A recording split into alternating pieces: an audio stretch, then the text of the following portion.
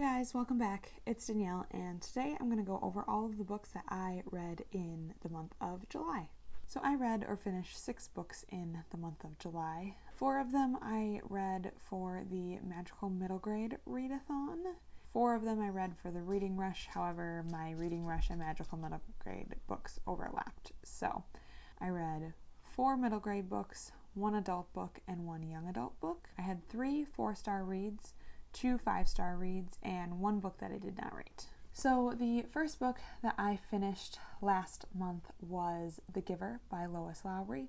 I read this for the Magical Middle Grade Readathon, and I thoroughly enjoyed this book. This is the first in a quartet of companion novels. It is a middle grade dystopian utopian society, and it is about these people and the society who everything is very regimented. People have things determined for them at a certain age, and at the age of 12 you're given your assignment or your job basically for the rest of your life. And our main character, Jonas, he is given the job of receiver of memory, and there's only one receiver of memory, and it can be kind of a painful and burdensome job to be given. And so it's just about Jonas as he discovers more about the world and his world and how things work, and about certain things that maybe have been taken out of their world.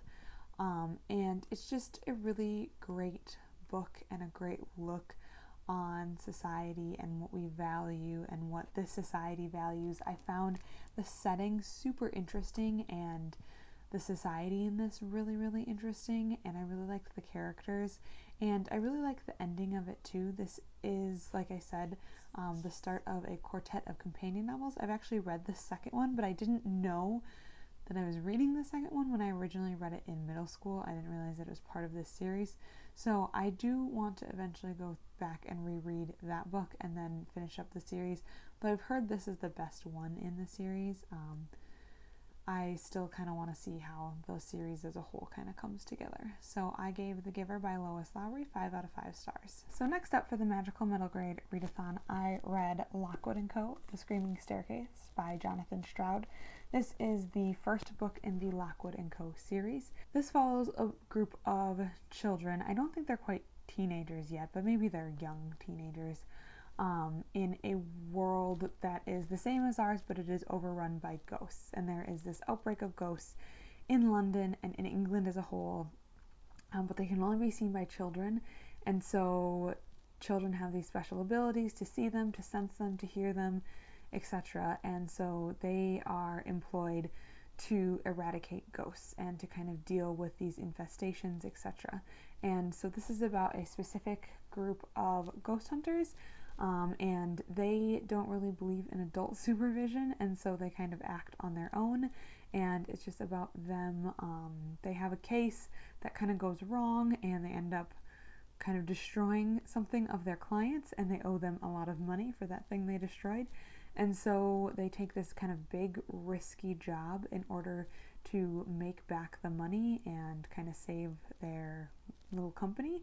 And it just follows the dynamics of these characters as they kind of learn to hone their instincts in ghost hunting and work together because they're a fairly new team, as well as kind of dive into some of their non-traditional ways of hunting ghosts and looking at ghosts and things like that, as well as kind of learning more about like their powers, especially Lucy, our main character, learning a little bit more about her powers and what she can do and how she kind of interacts with ghosts.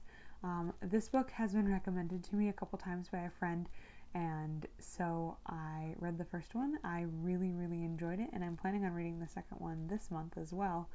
But I really like the dynamic between the characters. I like the London setting, and I thought it was a pretty strong start to a middle grade series. However, it kind of pushes the boundaries of middle grade because these characters kind of fit like in between children and teenagers. They're kind of in that in-between stage, and it has some like genuinely scary parts in this book. There were some parts of this book where I was actually scared, so that's probably because I'm a big wimp, but I really enjoyed the first in the Lockwood & Co. series, and I gave it 4 out of 5 stars. So next up, I read Deafo by Cece Bell.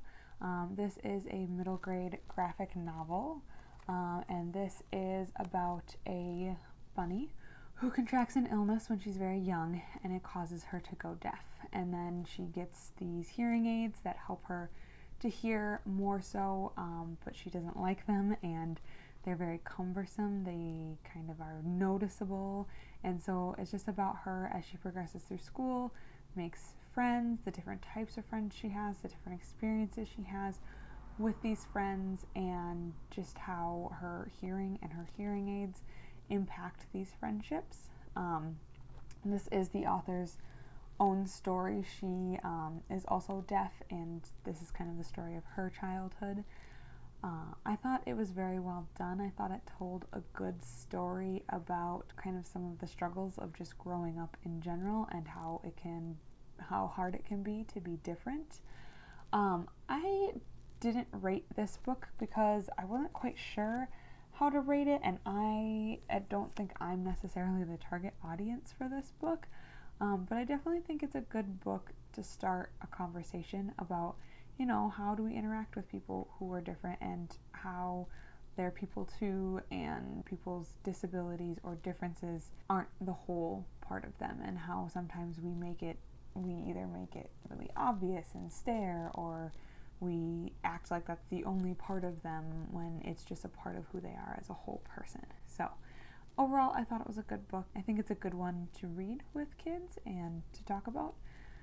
And I did enjoy my time reading Deafo. This was also my book that was my non-human main character for the Reading Rush readathon, because I was going to vlog for that readathon and then just got sidetracked and didn't. I do have a vlog for my whole middle grade magic readathon that'll be going up, so if it's already up, I will link it up there. And I also read this one in the same spot the whole time, so this covered those two. Next up, I have the Graveyard Book by Neil Gaiman.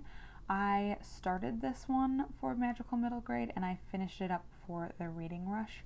I read this as well as listened to it on audiobook. Neil Gaiman narrates this himself, so it was really great as an audiobook because he did really fun voices, and he really brought the characters to life in a way that was appropriate because this is his book and these are his characters.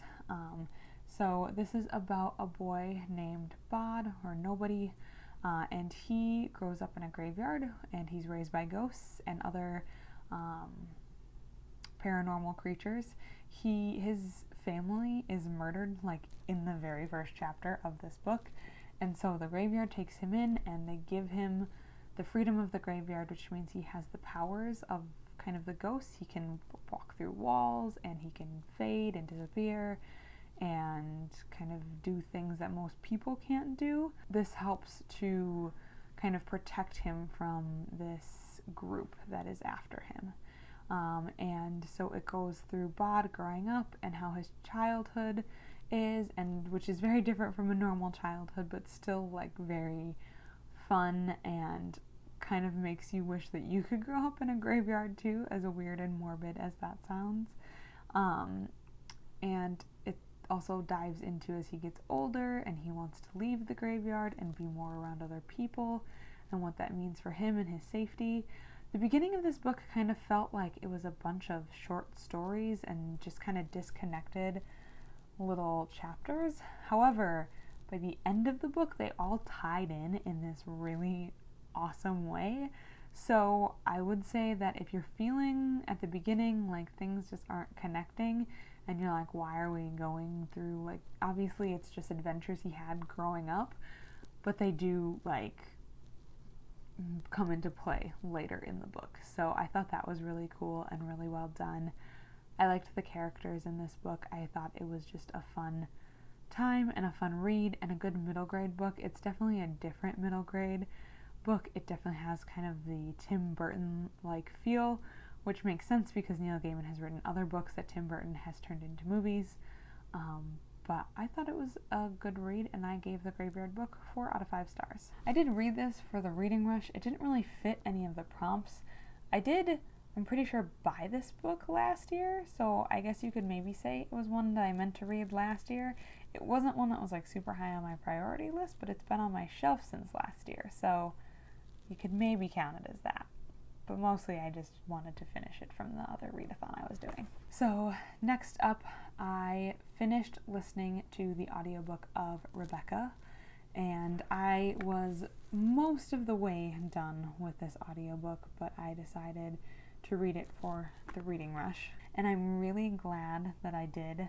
I really like the ending of this book. I thought it was very interesting. It starts out a little slow. We kind of go through a lot of exposition that talks about like flowers and nature and just household things, which I did really like the household part of it, but some parts where she was describing some of the flower beds and things like that, I got a little long-winded, but once the action picks up and things start happening, this book gets really good, and all of these characters are kind of dark and kind of twisted, and it definitely combines that like classic kind of aristocratic British feel with more of a suspenseful thriller type novel.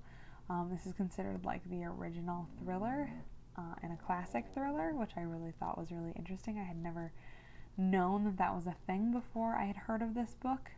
And definitely once we kind of find out what happened to Rebecca, things got a lot more interesting, and you just kept wondering, like, were they going to get caught or found out? So I really enjoyed reading this book. I would love to read more by Daphne du Maurier. She also wrote The Birds and other short stories, and so I really want to read that because I have seen the movie The Birds and it terrified me as a child when I watched it. So I really, really, really want to read the short story because I definitely think that she can write creepy stuff, and I think it's awesome that a woman at that time was writing such kind of cutting-edge, creepy, thrillery, horror-y stuff. I also watched the movie for this one, so this was my read a book and watch the movie adaptation, and I watched the Hitchcock movie from the 1940s, which I think is also really fun because he also directed The Birds, so clearly he liked her work because he adapted more than one of her projects. And I really liked the movie as well. I love old movies, classic movies, black and white movies, and this one was good. I thought they did a pretty good job staying close to the book.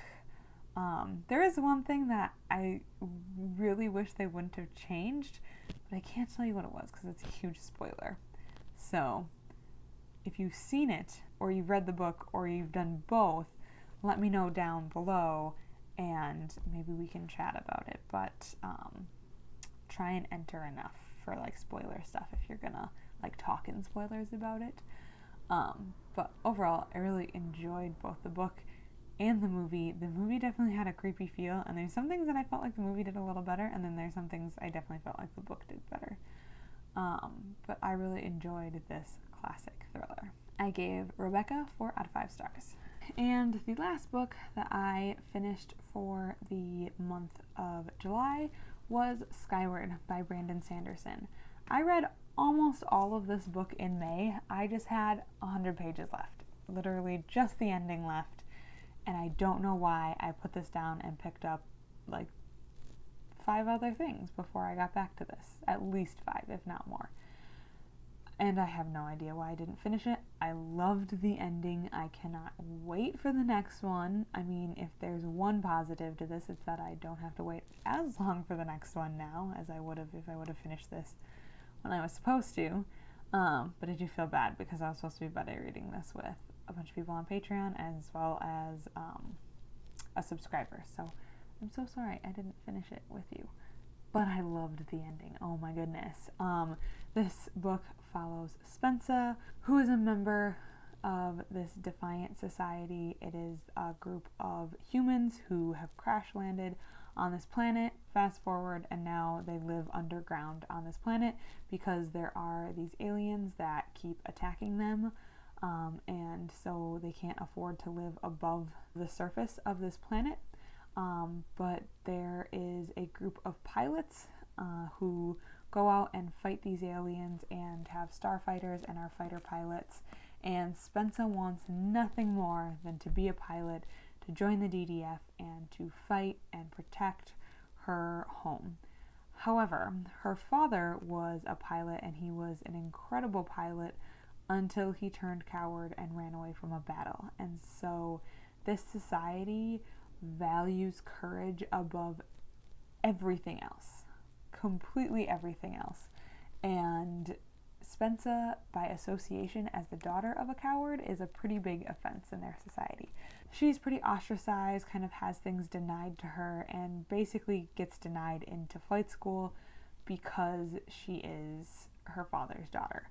However, there is one person who's willing to give her a chance in flight school, and so she's able to get into flight school and show that she has what it takes to be a pilot. Additionally, she finds this kind of ancient object that is worth a lot, and she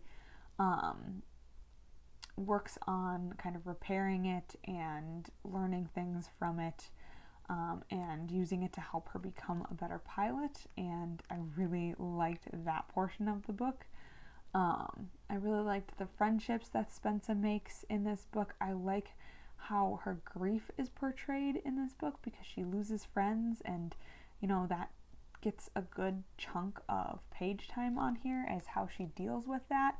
And additionally, just what she learns about herself and who she is and what it means to be brave, what it means to be a coward, and what it means to be a good person. I think that Brandon Sanderson did a great job with this book. It's a young adult sci-fi book that keeps you on the edge of your seat. It's nice and big, like most of his books are, but he creates characters that you instantly love, and it just is a super readable and relatable story, even though these are kids in outer space fighting aliens. I loved Skyward. I gave it 5 out of 5 stars, and this is my book for Read a Book with Purple on the cover. So that is it. Those are all of the books that I read in the month of July. Let me know what you guys read in the comments below, and if you guys participated in either the Magical Middle Grade Readathon or the Reading Rush. I would love to know. Thank you if you were friends with me on the Reading Rush website. It was fun to see everybody's progress and their books. And until next time, happy reading. Thanks for watching, and I will see you guys soon with another video soon.